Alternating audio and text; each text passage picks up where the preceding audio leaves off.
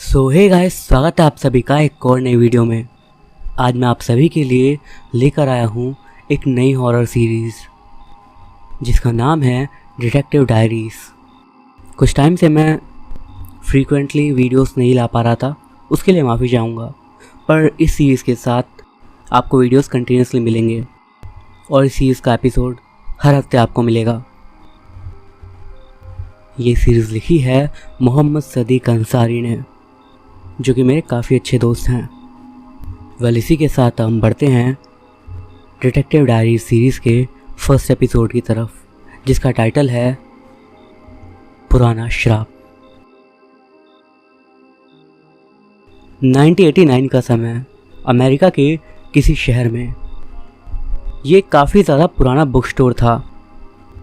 हालत इसकी बहुत ही ज़्यादा खस्ता थी। देखने में ऐसा लगता मानो इसे यहाँ पर बने हुए सालों बीत गए हों। अंदर कई सारी किताबें रखी हुई थी जिन पर धूल जमी हुई थी। दरवाज़ा थोड़ा सा खुला हुआ था जिस पर ओपन का साइन बोर्ड टंगा हुआ था।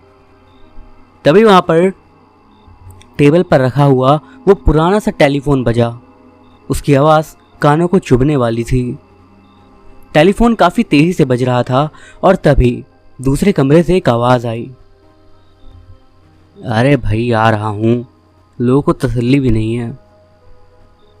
इसके बाद एक 55 साल का आदमी बाहर आया, जो दिखने में लंबा था, छोटी मूछें थी और सर पर बाल भी काफ़ी छोटे छोटे से थे।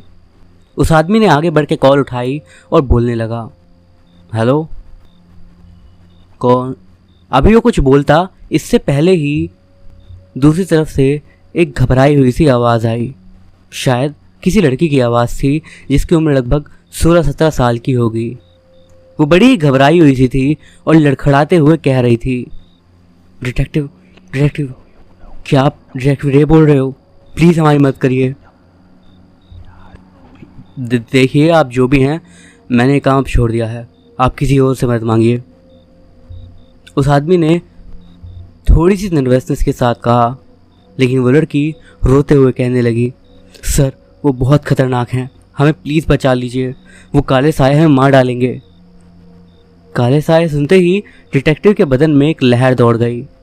फिर वो बोले, काले साए कैसे दिखते हैं वो? डिटेक्टिव के माथे पर लकीरें उभर आई थी, जैसे वो कुछ जानता हो। लेकिन इस बार उधर से कोई जवाब नहीं मिला, बल्कि जवाब के रूप में एक ज़ोरदार चीख आई, एक दर्द भरी और खौफनाक चीख, जिसे सुनकर वो आदमी यानी कि डिटेक्टिव भी डर गए और उन्होंने तुरंत ही उस टेलीफोन पर एक नंबर मिलाया। रिंग जा रही थी। दूसरी तरफ से किसी ने कॉल उठाई और ये एक औरत थी। बड़े दिनों बाद कॉल किया तुमने? ऐसी क्या ज़रूरत पड़ गई मेरी? डिटेक्टिव ने जवाब देते हुए कहा, रोज़ अब वक्त नहीं है। क्या तुम पता लगा सकती हो अभी अभी मेरे टेलीफोन पर जो कॉल आया था वो किस जगह से आया था? ठीक है, ट्राई करती हूँ। उधर से आवाज़ आई और फ़ोन कट गया। डिटेक्टिव टेलीफोन रखते हुए वहीं चेयर पर बैठे। डिटेक्टिव अभी भी बहुत चिंता में थे, जैसे उन्हें कोई डर सता रहा हो। वो बैठे बैठे इंतज़ार कर ही रहे थे कि तभी उनके कंप्यूटर पर एक मेल आया। ये मेल था किसी एजेंट आर की तरफ से। हे डिटेक्टिव, ये रहा एड्रेस, लेकिन एक बार फिर सोच लो, जिस काम को तुमने सालों पहले छोड़ दिया था, क्या तुम वापस उस दलदल में उतरना चाहते हो? डिटेक्टिव ने अपने पॉकेट से एक छोटी डायरी निकाली और उस पर एड्रेस लिखने लगे। यह एड्रेस अमेज़न रेन फॉरेस्ट के पास बने एक गांव का था, जहां जाने के लिए डिटेक्टिव को ऑलमोस्ट 10 घंटे लग जाते। डिटेक्टिव ने उसी वक्त अपने एक एजेंट के ज़रिए फ़्लाइट बुक करी और एक सूटकेस में कुछ सामान पैक करके सोने के लिए चले गए। सुबह हो चुकी थी और सामने वाली उस खुली हुई खिड़की से सूरज की तेज़ रोशनी सीधा डिटेक्टिव के चेहरे पर पड़ी, जिससे डिटेक्टिव की आंखें खुल गई और उनकी नज़र सीधा दीवार पर टंगी उस घड़ी पर गई। अभी 6 बज रहे थे और उनकी फ़्लाइट 8 बजे की थी। वो उठे और फ्रेश हुए। उसके बाद उन्होंने किचन से 2 ब्रेड के टुकड़े उठाए और उस पर एक जैम लगाकर खाए। ब्रेड खाते खाते ही वो दूसरे रूम में चले गए। वहाँ से उन्होंने अपना वो सूटकेस उठाया और एक लंबा ओवरकोट पहनकर बाहर निकल गए। उन्होंने बाहर से अपने बुक स्टोर पर ताला लगाया और क्लोज का साइन बोर्ड टांग दिया। ये छोटी सी संकरी गली थी जो सीधा मेन रोड तक ले जाती है। जब डिटेक्टिव उस गली से बाहर मेन रोड पर आए तो उन्होंने रोड के किनारे पहुंचकर एक टैक्सी वाले से बात करी और निकल गए डिटेक्टिव रे एयरपोर्ट की तरफ। टैक्सी वाला टैक्सी को तेज़ी से भगा रहा था और ये 4 सड़कों वाला हाईवे था। डिटेक्टिव खिड़की से टेक लगाए बाहर देख रहे थे और ठंडी ठंडी हवा उनके चेहरे को छूकर निकल रही थी। तभी डिटेक्टिव के मन में एक सवाल आया और वो उस ख्याल में डूबते चले गए और उन्होंने अपने आप को एक पार्क में पाया। वो उस पार्क में खड़े सामने देख रहे थे। उनके सामने एक लड़की खड़ी थी जो झूला झूल रही थी और उसके पीछे एक आदमी खड़ा था जो उसे झूला झुला रहा था। वो लड़की काफ़ी खुश थी और उस आदमी की तरफ देखकर मुस्कुरा रही थी, जिसके जवाब में वो आदमी भी मुस्कुरा रहा था। डिटेक्टिव रे मानो एक जगह पर जम से गए थे। वो आगे बढ़ने की कोशिश तो कर रहे थे, लेकिन उनकी आंखों के अलावा जैसे पूरा शरीर लकवा मार गया हो। उन्होंने अपने हाथों से उस लड़की को छूने की कोशिश भी करी और अपने हाथों को उसकी तरफ बढ़ा ही रहे थे कि तभी जैसे उन्हें मानो किसी ने खींचा हो और इसी के साथ चारों तरफ अंधेरा छा गया। जब डिटेक्टिव की आंखें खुली तो उन्होंने देखा कि वही टैक्सी ड्राइवर था और वो उसी टैक्सी में थे। वो उन्हें कह रहा था, सर एयरपोर्ट आ चुका है। हाँ कहते हुए डिटेक्टिव थोड़ा हड़बड़ाए और उठे और बाहर निकलकर उन्होंने अपने पर्स से $5 का एक नोट निकालकर उस टैक्सी ड्राइवर को दे दिया और एयरपोर्ट के अंदर चले गए। कुछ घंटों की फ़्लाइट के बाद डिटेक्टिव प्लेन से उतर चुके थे और वो अभी अभी एयरपोर्ट से बाहर आए थे। उन्होंने आगे बढ़कर एक ड्राइवर को वो एड्रेस दिखाते हुए पूछा, क्या तुम जानते हो इस जगह कैसे जाया जा सकता है? डिटेक्टिव ने वो एड्रेस वाली डायरी निकाली। उस ड्राइवर ने उस कॉपी में देखते हुए कहा, आपको वहाँ जाने के लिए 2 बार टैक्सी और 1 बार बस पकड़नी पड़ेगी। फिर आधे घंटे आपको अमेज़न रेन फॉरेस्ट के जंगल के बीच से होते हुए जाना होगा। फिर आप पहुँच जाएंगे उस गांव में। उस ड्राइवर ने आगे बढ़ते हुए पूछा, सर आप बोलिए तो मैं आपको पास वाले शहर तक छोड़ देता हूँ जहाँ से आप दूसरी टैक्सी ले सकते हैं। इस तरह डिटेक्टिव को वहाँ पहुँचने में 5 घंटे लग गए और वो खड़े थे सामने उस जंगल के जिसे लोग कहते थे रेन फॉरेस्ट। अभी वो जहाँ खड़े थे वो एक कच्चा रास्ता था जो सीधा जंगल के अंदर जाता था और डिटेक्टिव ने भी उसी रास्ते को चुना आगे बढ़ने के लिए, क्योंकि बस में किसी से पूछने पर उन्हें पता चला था कि यही एक रास्ता है जो कि सेफ तरीके से उस गांव तक जाता था। डिटेक्टिव भी अब आगे बढ़ चले थे और अब शाम भी हो चली थी। धीरे धीरे झिंगुरों की आवाज़ भी बढ़ने लगी थी और तेज़ होती जा रही थी। डिटेक्टिव रे अब जंगल में काफ़ी अंदर पहुंच गए थे। कभी कभी उन्हें पेड़ पर लटकते हुए सांप भी दिख रहे थे जिनसे वो पिछते हुए आगे बढ़ रहे थे। देखते ही देखते पूरा जंगल अंधेरे में समा गया और चारों तरफ अंधेरा छा गया, जिस वजह से डिटेक्टिव ने अपने छोटे बैग से टॉर्च निकाली जिसे उन्होंने अपने कंधे पर टांग रखा था और टॉर्च ऑन करके उसी की रोशनी में आगे बढ़ने लगे। टॉर्च की उस तेज और सीधी रोशनी में डिटेक्टिव आगे बढ़ रहे थे कि अचानक उन्हें ऐसा लगा जैसे अभी अभी कोई उनके पीछे से गया हो। जब वो पीछे मुड़े तो वहाँ पर कोई भी नहीं था। इस चीज़ को अपना वहम मानकर वो आगे बढ़ने लगे। वो धीरे धीरे उस गांव की तरफ बढ़ रहे थे और जब उन्होंने मैप निकालकर टॉर्च की रोशनी में देखा तो उन्होंने पाया कि उनके हिसाब से उन्हें 15-20 मिनट में उस जगह पर पहुंच जाना चाहिए। अभी वो उस मैप को देख ही रहे थे कि तभी उन्हें एक बार फिर से ऐसा महसूस हुआ कि कोई उनके पीछे से उन्हें देख रहा हो और कोई बहुत तेज़ी से उनके पीछे से निकला हो। लेकिन कोई जानवर होगा ये मानकर डिटेक्टिव मैप देखने लगे और तय करने लगे कि किस रास्ते से उन्हें आगे बढ़ना चाहिए। पर तभी उन्हें ऐसा लगने लगा जैसे उनके कंधे पर किसी की गर्म गर्म सांसें पड़ रही थी, जैसे कोई सांस ले रहा हो जस्ट उनके पीछे। डिटेक्टिव पीछे मुड़कर देखते हैं लेकिन वहाँ पर कोई भी नहीं था और इस बार उन्हें थोड़ा डर भी महसूस हुआ। उन्होंने जल्दी से मैप को अपने बैग में डाला और आगे बढ़ने लगे। उनके कदमों की रफ्तार बढ़ चुकी थी और जंगल में ठंड भी बढ़ती जा रही थी। क्योंकि सुबह सुबह बारिश हुई थी, इसलिए अब यहाँ कीचड़ भी बहुत था। इसी वजह से डिटेक्टिव को आगे बढ़ने में काफ़ी मुश्किल हो रही थी। ऊपर से उनका बूढ़ा शरीर और सुबह से सफ़र की थकावट भी अब उन पर हावी होने लगी थी। साथ ही वो थक भी गए थे। इसी वजह से थोड़ा आराम करने के लिए वो वहीं एक पेड़ के नीचे बैठ गए। अभी उन्हें बैठे हुए मुश्किल से 20 सेकंड ही हुए थे कि उन्हें बैठते हुए एक मध्यम सी आवाज़ आने लगी।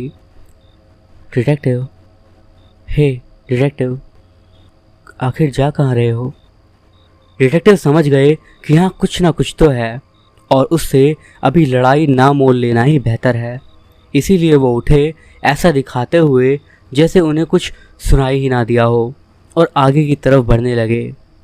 पर शायद उस चीज़ को ऐसा मंजूर नहीं था और अब वो आवाज़ धीरे धीरे और तेज़ और भयानक होती चली गई। फिर अचानक किसी ने जैसे डिटेक्टिव के पीछे से उनके सर पे एक हाथ मारा हो।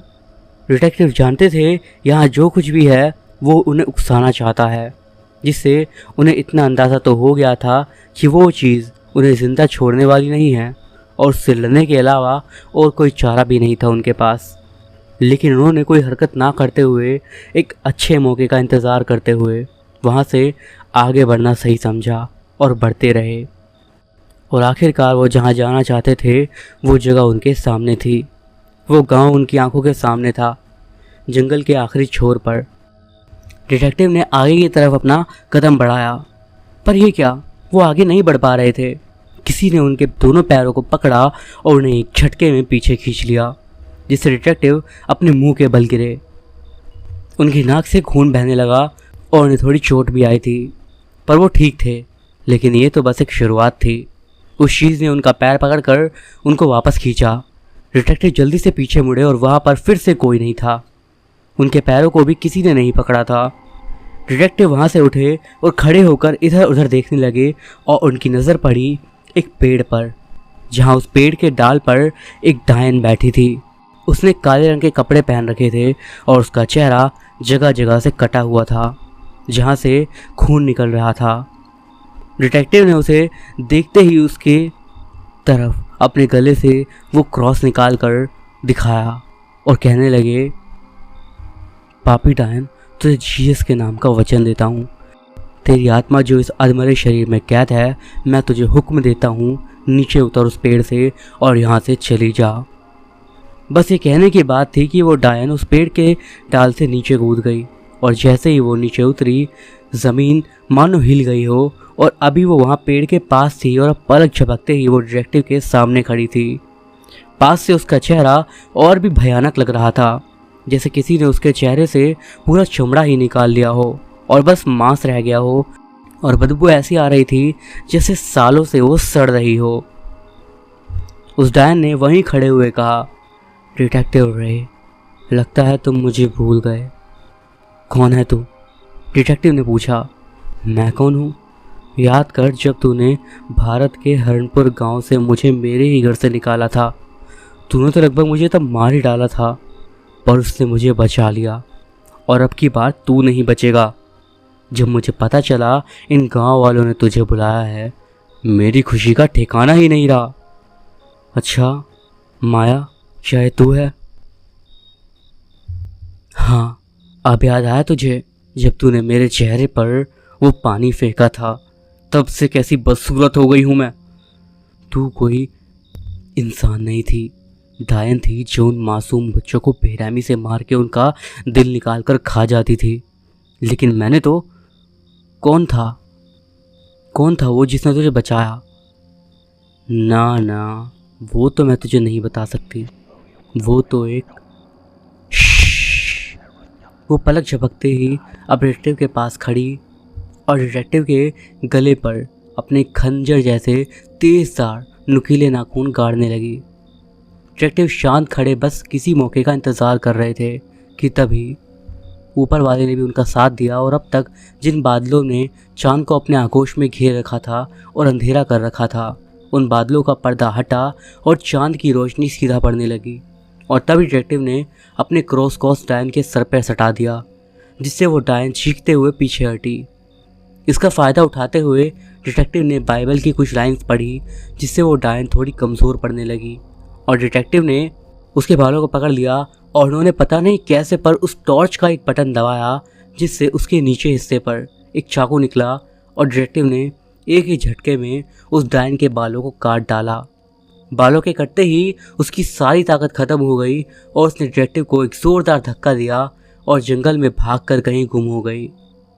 डिटेक्टिव संभले और उन्होंने अपने कदमों को सतर्क किया और कपड़ों को साफ किया और उस गांव की तरफ बढ़ने लगे और खड़े थे उस गांव की सीमा पर।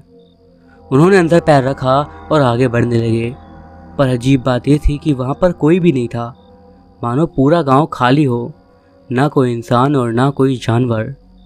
डिटेक्टिव आगे बढ़े और एक दो घर का दरवाज़ा भी उन्होंने खटखटाया, पर उन्हें कोई जवाब नहीं मिला। वो पूरा गांव खाली था। जब उन्होंने वक्त देखा तो समय रात के 10 बज रहे थे। डिटेक्टिव इधर उधर जाकर कुछ घरों के दरवाजे पर हाथ मारकर खटखटा रहे थे, लेकिन सब घरों की हालत वही थी।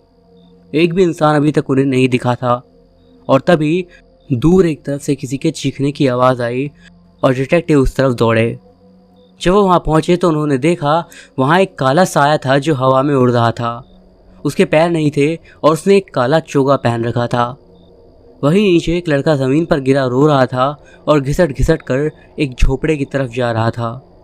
डिटेक्टिव ने जल्दी से अपने बैग से एक बंदूक निकाली और उस काले साये की तरफ फायर कर दिया, लेकिन वो गोली उसके आर पार चली गई। डिटेक्टिव को अंदेशा था कि ऐसा कुछ हो सकता है और उन्होंने गौर किया कि वो काला साया उस लड़के की तरफ नहीं बढ़ रहा था और वहीं पर खड़ा था। तभी डिटेक्टिव की नज़र पड़ी उस झोपड़े पर टंगी लालटेन पर और वो समझ गए कि उन्हें आगे क्या करना है। उन्होंने बड़ी ही तेज़ी से एक गोली उस लालटेन की तरफ फायर करी, जिससे वो लालटेन नीचे गिर गई, टूट गई और केरोसिन चारों तरफ फैल गई और इसी वजह से देखते ही देखते वहाँ पर आग लग गई।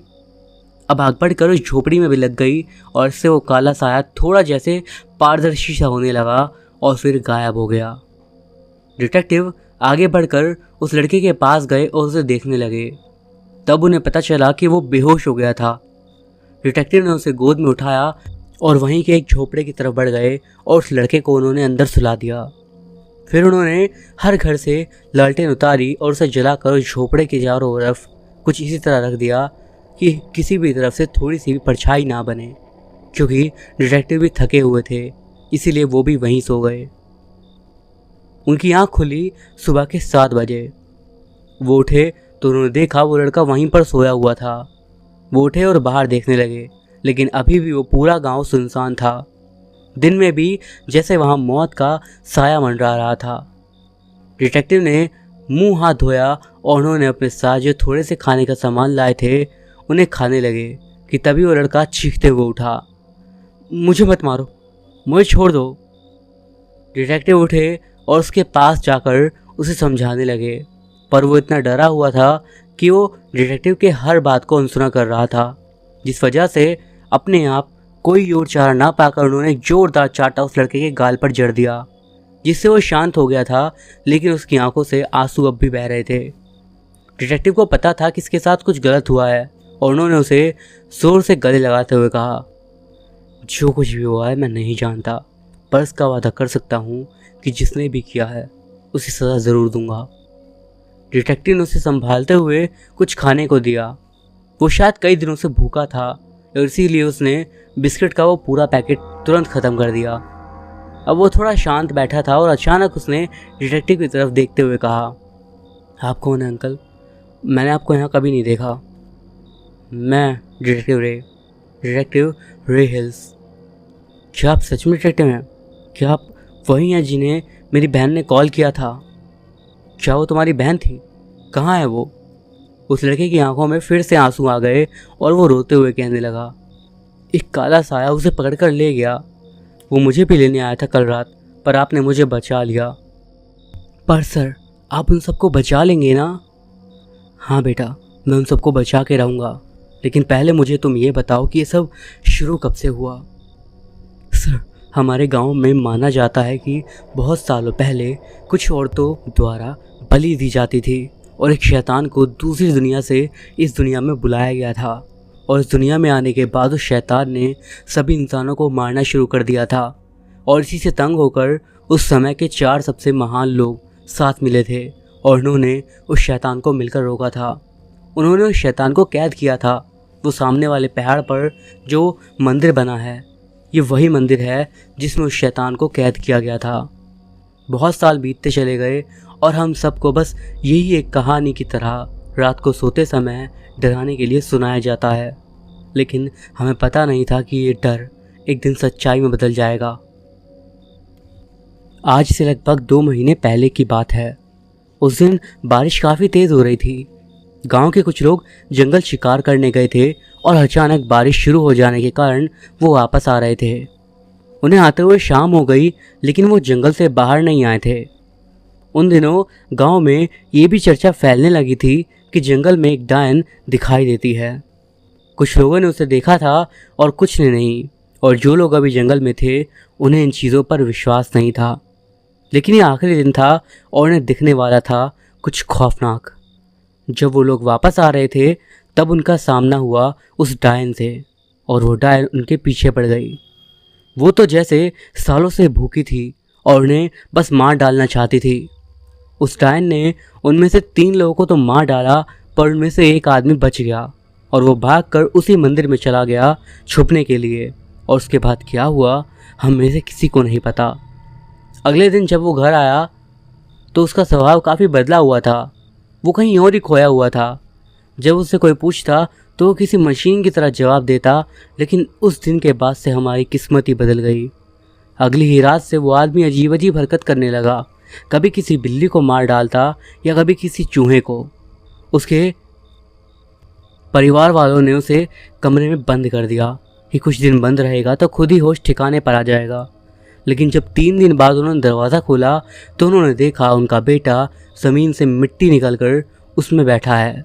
मरे हुए चूहे को कच्चा चबा रहा था। उन्होंने देखा उनका बेटा ज़मीन से मिट्टी खोद खोद कर उसमें बैठा हुआ था और मरे हुए चूहे को कच्चा चबा रहा था। ये देखकर सबकी तबीयत वहीं ख़राब हो गई और उन्होंने मेंटल हॉस्पिटल भी कॉल कर दी। लेकिन हमारा गांव इतना अंदर है कि उन लोगों ने हम कहा, पर उसी रात उसकी मौत हो गई। फिर अगली ही रात उसका पूरा परिवार सोया तो ज़रूर, पर कभी उठा नहीं। जब 2 दिन तक दरवाज़ा नहीं खुला उनके घर का और बदबू आने लगी तो गांव वालों ने दरवाज़ा खोला और सबके होश उड़ गए। उन्होंने देखा सारे के सारे परिवार की लाशें एक लाइन से रखी हुई थी। उनके बदन पर एक भी कपड़ा नहीं था और ऊपर से उनके शरीर पर एक अजीब सा निशान बना हुआ था।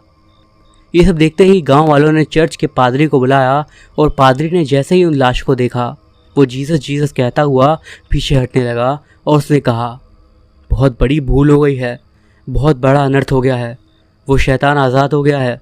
हमें इस घर को जलाना होगा वरना वो शैतान इस पूरे गांव को ख़त्म कर डालेगा। एक और बात, वो पादरी उन्हीं 4 महान लोगों में से एक था।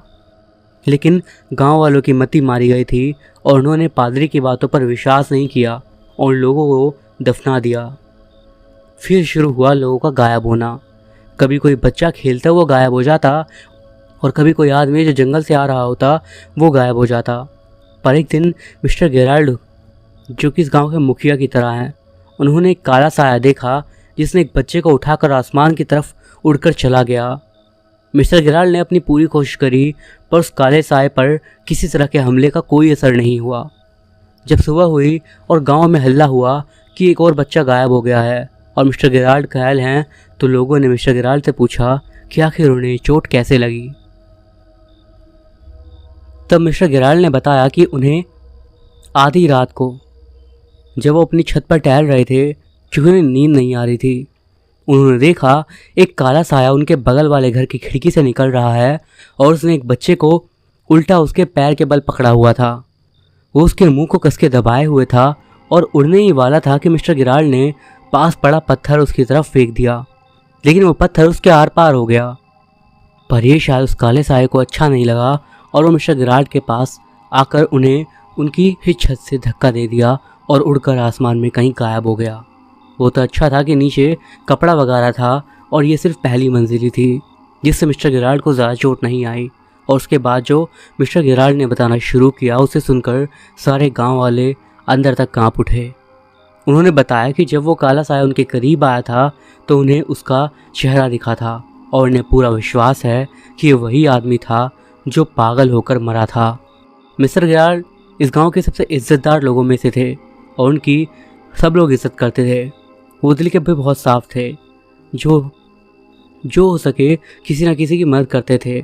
और क्योंकि वो ये सब बात बता रहे थे तो गांव वालों को पूरा विश्वास हो गया कि ये बात सच है और जो पादरी कह रहा था वो भी, शैतान सचमुच आज़ाद हो गया है। अब क्योंकि उन्हें विश्वास हो गया था तो वो सब निकल पड़े उस पादरी की ओर। और जब वो उस चर्च तक पहुँचे जहाँ वो पादरी रहा करता था तो अब जो सबने देखा वो और भी खौफनाक था।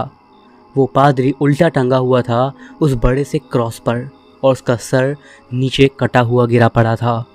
उसका आधा धड़ ऊपर और सर उसके नीचे। उसके शरीर से खून धीरे धीरे टपक रहा था और वहीं नीचे फैला हुआ था। कुछ गांव वाले तो वहीं पर बेहोश हो गए। जब हमारे गांव के शेरिफ को पता चला तो उन्होंने बॉडी को पोस्टमार्टम के लिए भेज दिया, लेकिन सबको ये बात पता थी कि पादरी का खून किसने करा है। ऐसे ही धीरे धीरे पूरे गांव में अंधकार फैल गया और गांव के आधे लोग एक करके गायब हो गए। जिन्होंने बचने की कोशिश करी और उन सायों से लड़ते वो मारे जाते। वो भी अगली रात वैसे ही साय बन जाते। और फिर परसों मैं और मेरी बहन ही बचे थे पूरे गांव में अकेले। इसी वजह से हमने आपको कॉल किया था, लेकिन शाम हो चुकी थी और हमें बड़ी मुश्किल से फ़ोन मिला था। जब वो आपसे बात कर रही थी तो मैं बाहर पहरा दे रहा था लालटेन लेकर, लेकिन मुझे नहीं पता था कि अंदर इतना अंधेरा है कि एक काले साए वहाँ पर पनप सकते हैं। और फिर एक चीख की आवाज़ आई। जब तक मैं अंदर पहुँचा मेरी बहन वहाँ नहीं थी। वो काला साया उन्हें भी उठाकर ले गया था। ये सब मेरी ही गलती है। अगर मैं अच्छी तरह रोशनी करके पहरा देता या वहाँ थोड़ी और जल्दी पहुँच जाता तो मेरी बहन अभी मेरे साथ होती। और वो लड़का ऐसा बोलकर रोने लगता है। डिटेक्टिव रे ने आगे बढ़कर उसे सीने से लगाया और चुप कराते हुए बोले, नहीं, इन आंसुओं को अभी बचा कर रखो। हम तुम्हारी बहन के साथ बचे हुए हर एक गांव वालों को बचा लेंगे। डिटेक्टिव खड़े हुए और उस लड़की की तरफ देखते हुए बोले, अभी 12 बजे हैं। हमें जल्द से जल्द केरोसिन ढूंढना होगा जिससे हम एक और रात बच सकें। साथ ही अगर हमें गांव वालों को बचाना है तो हमें आग की ज़रूरत पड़ेगी। क्या तुम जानते हो ऐसी जगह जहाँ पर हमें केरोसिन मिल सकता है? यहाँ पर चर्च। हाँ, चर्च में हमें मिल जाएगी केरोसिन डिटेक्टिव। वो लड़का भी उठा और अपने आंसू पूछता हुआ डिटेक्टिव की तरफ देखते हुए मुस्कुराया। डिटेक्टिव ने अपना हाथ आगे बढ़ाते हुए कहा, मेरा नाम है रे हिल्स और तुम्हारा? James Beckmann sir. जेम्स और डिटेक्टिव ने हाथ मिलाया और इसी के साथ डिटेक्टिव डायरीज का पहला एपिसोड खत्म होता है। यह एपिसोड आपको कैसा लगा कमेंट्स के जरिए ज़रूर बताइएगा और पसंद आया हो तो मेक श्योर कि आप इस वीडियो को लाइक करें। जितनी जल्दी इस वीडियो पे 200 लाइक्स होंगे उतनी जल्दी आपको एपिसोड सेकंड सुनने को मिलेगा, और वरना तो नेक्स्ट वीक में आपको सेकंड एपिसोड ज़रूर मिलेगा। तब तक के लिए अपनी थ्योरीज बताइए कि स्टोरीज आपको कैसी लग रही है और ये स्टोरी कहाँ जा रही है। डिटेक्टिव का पास्ट कैसा था और वो उनके फ्यूचर को किस तरीके से अफेक्ट करेगा, ये जानने के लिए सुनते रहिए detective diaries awesome nitrates YouTube channel पर। Written by Mohammad Sadiq Ansari. मैं अभिषेक, आपका नरेटर। मिलता हूँ आपसे अगली वीडियो में। तब तक के लिए बाय।